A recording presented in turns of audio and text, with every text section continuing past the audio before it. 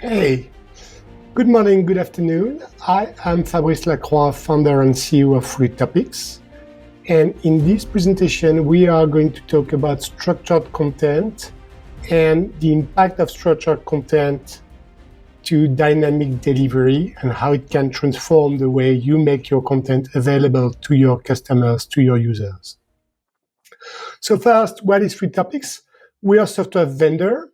Our solution is a CDP, Content Delivery Platform, also known as a Product Knowledge Platform, because it is about collecting all existing content about your products from the different silos of your enterprise to create a unified knowledge repository and make this information available to your users in any touch point. This includes the possibility to build the famous TechDoc portal, or, for example, the now unavoidable chatbots. So why do we do this? What's the purpose of a CDP?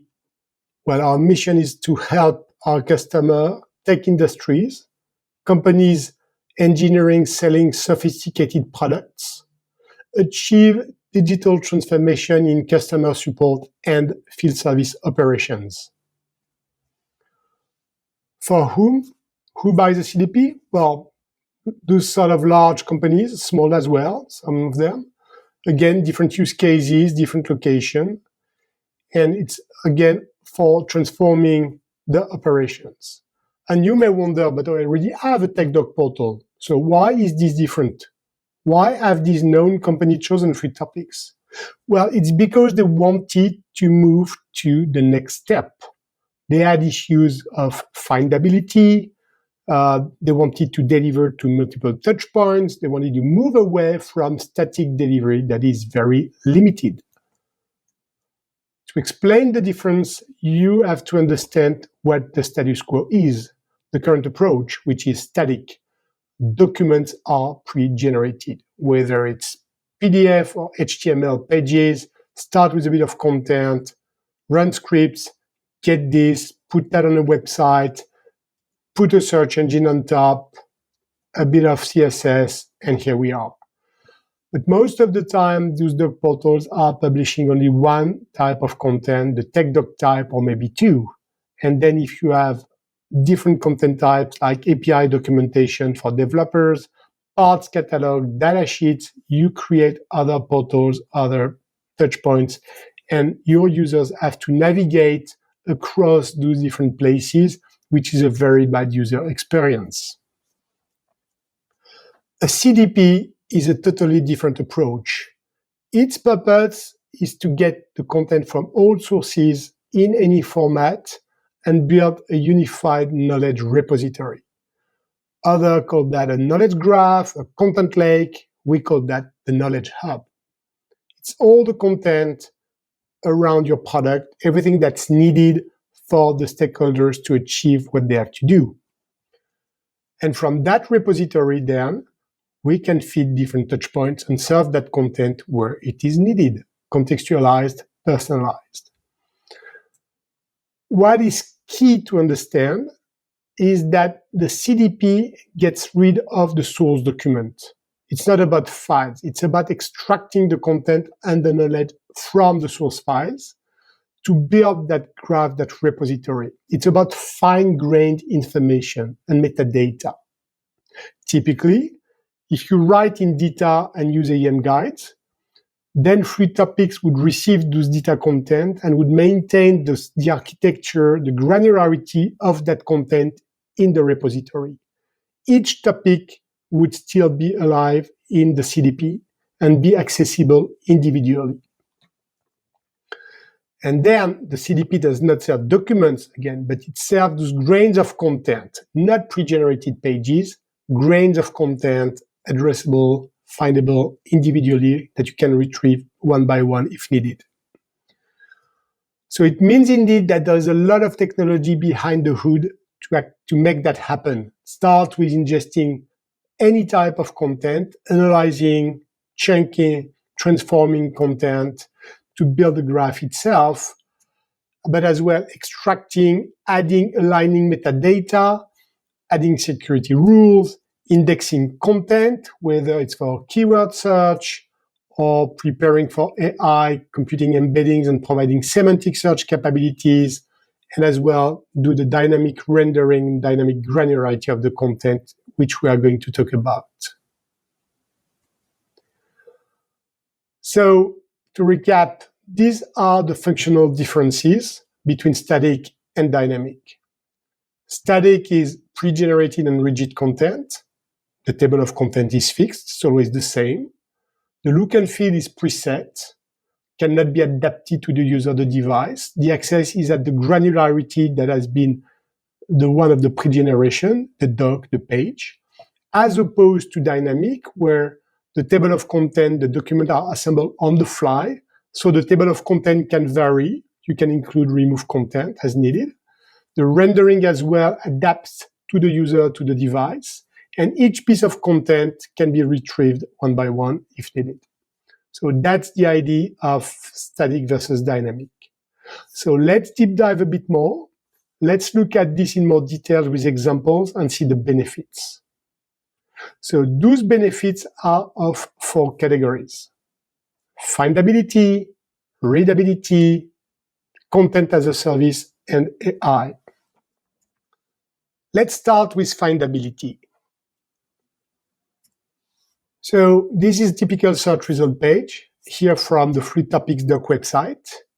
And if you run a search, what you would see here that first, the indexing and the results are at the topic level, which amazingly increases the relevance of the search, because the search, the indexing is done at this fine-grained level. It is within semantic boundaries. Typically, if you have a search with 2 keywords, you wouldn't have documents popping up because keyword 1 is page 2 and keyword 2 is on page 25, which makes them really not really connected. But here, because we are within the semantic boundaries, we increase the relevance. It's also about filtering capabilities, because metadata are extracted and reapplied and then applied to each topic individually. We can filter down to the topic level and refine your search dynamically like that. It's also then possible to personalize the search by applying ranking rules to reflect on the profile of the user or the devices, the products they have acquired from you, to make sure that the results that come first are the one matching their products. So the search is really at another level with the CDP. Now users find, you have less support calls, so the impact is immediately visible. Number 2, readability. Here again, that's a totally different approach.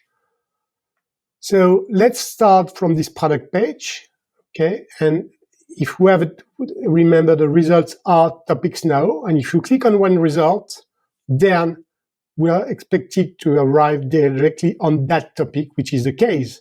We click on the topic, we arrive on that position inside the document. So it's not like opening the document, searching again inside the document, navigating the document. You arrive exactly at the right place. Something that is important to understand is that this page does not exist, in fact. Again, it's built dynamically, it's assembled on the fly based on each individual fragments that are retrieved from the repository. And then it's fast, because regardless the size of a document, even if it's 1 million pages, we pull just the pieces, the elements that are needed for the rendering, for the display.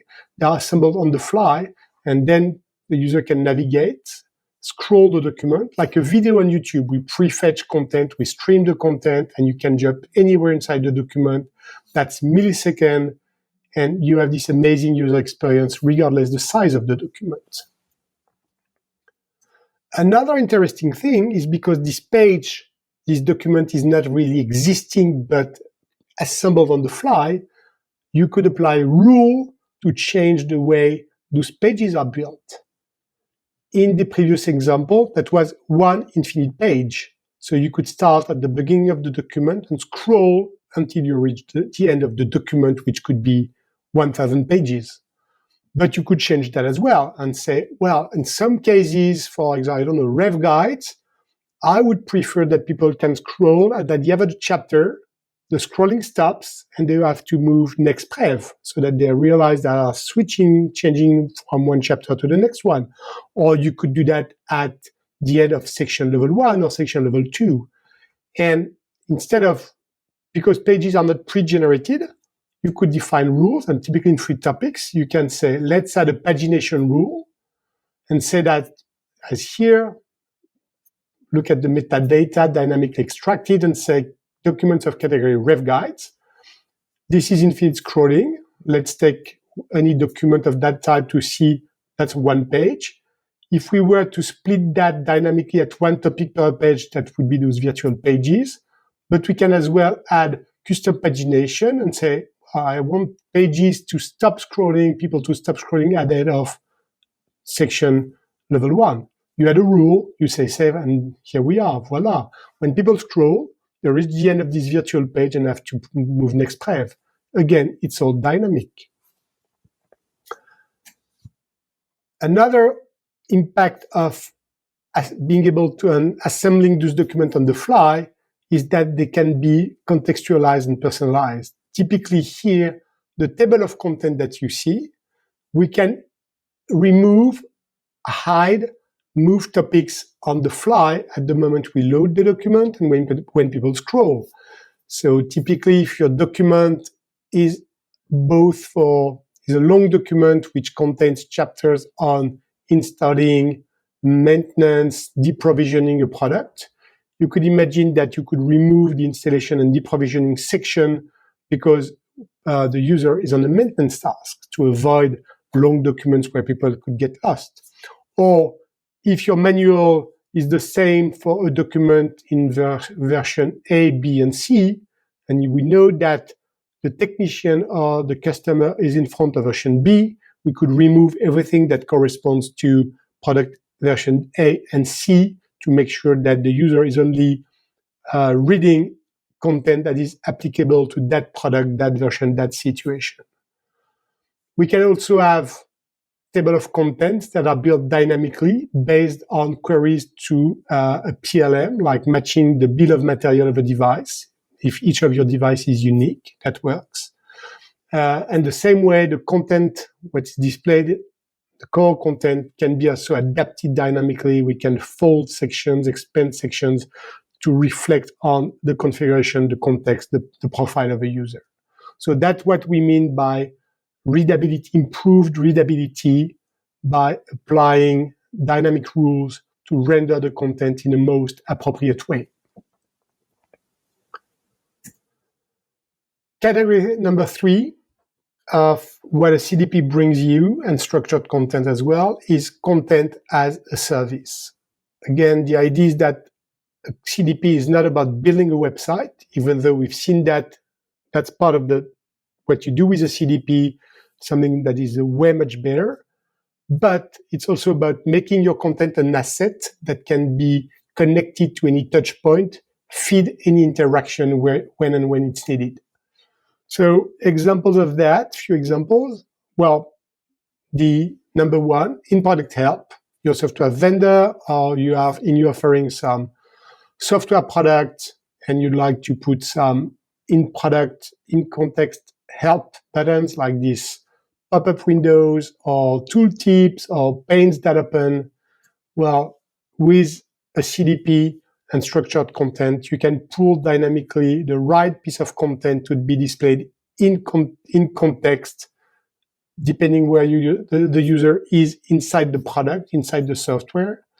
And the interest being that instead of shipping the content with the product, and so that if you modify the content, the product has to be rebuilt, here the content is pulled dynamically from the repository.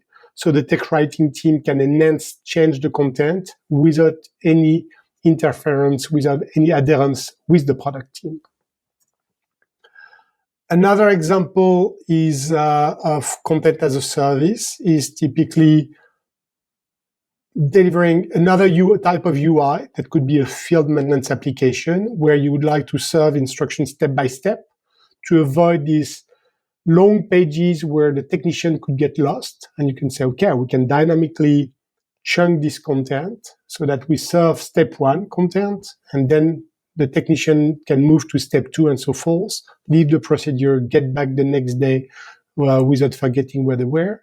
So it's more dynamic, more controlled interactions. Another example, and Kone talked about it in the presentation they gave earlier on, and I go there, review it if look at the recording if you couldn't attend. That's very interesting. They explain how they are using CDP and structured content to transform the way of delivering content. And one use case is augmented reality and how they were able to serve very short sentences in smart glasses to drive technicians, because you couldn't display a PDF or even just a topic inside smart glasses. So just to be short phrases with the key instruction and not the rest of the content. So that's typically content as a service to the bare minimum. Another example, we have customers, a lot of customers, more and more customers that now stop printing manuals, and they use QR codes, and they get rid of those long paper-based in the boxes, just put one sheet, and then the users can access directly to the right part of the manual for installing. And we have here this information shared by one of our customers, Johnson Controls. So it's building technology. It's a $30 billion group, conglomerate. And they are using free topics and QR codes. They have stopped printing for many of their product lines. And for example, in 2022, they have reported that they have saved $4 million on just the direct printing costs. So the impact is huge. And over 3 years, we have this case study on our website. You can go there. Just over 3 years, the saving were about 10 million, not including the rest of the benefits that I've talked about in the other sections. But just that is 10 million. And the project is now is fully supported by the board of the company because it has a direct impact on CO2 reduction. So yeah, very interesting use case. And let's move on to the last but not least, which is AI. How can we not talk about AI? So what every company wants to achieve is this magic chatbot that you can put somewhere on your portals, documentation websites, like we have here on the Doc Free Topics website. And if you click, you get access to the chatbot. And the dream thing is you can ask any question, you get a reply from the chatbot, and you can keep on asking more and more, and you learn about the product, how to do things. So chatbots are really magic only when it really works. Otherwise, people reject that. And the thing is that what makes a chatbot work is a content. It's all about available content and knowledge. In general, AI, generative AI, is all about content.